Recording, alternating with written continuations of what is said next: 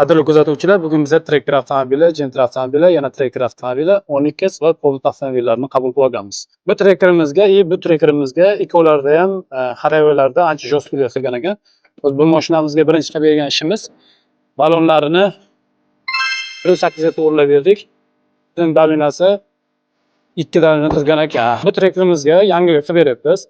Haroratda jostlik holat bo'ladigan bo'lsa, bemalol bizga murojaat qilsalaring, buni yo'lini topganmiz, haroratlarni yaxshi qilib beramiz. Hech qanday mashinada jostlik holati sezilmaydi.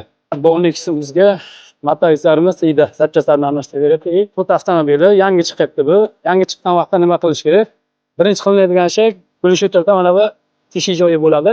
Suv chiqmay qoladi. Ana shu holatda mana suv chiqarib olib, bu tarafni teshib yubordi, bo'lmasa suv yig'ilib qolib zamirga ketadi. Qilinayotgan ishlari, dizellari bor. Mana shu yerdan germetika qilyapti, suv kirib ketmasligi uchun salonga. Salonga suv kirib ketib, poliglarni tiyini ancha hidlantirib yuboradi. O'sha tomondan ustalarimiz chiroyli qilib qilib beryapti. Shu bilan birgalikda Tracker Onyx avtomobillariga mana reklamatsiya qilib chiqarib qo'yganmiz. Qanaqa moy qo'yish kerak degan joyiga desalaring bemalol tushuntirib, o'zini moy firmalari bilan shartnoma qilingan. Bular hammasi chiroyli qilib moylarni ideal holatda almashtirib beradi. Kompyuterni diagnostika bo'ladimi yoki motor harorat bo'yicha yaxshi qilish holati bo'yicha murojaat qilsalaring ham bo'laveradi. Moy almashtirish bo'yicha ham bemalol xizmatlarimiz bor. Asaga raqamlarga aloqaga chiqsalaring, har doimgidek chiroyli qilib beramiz.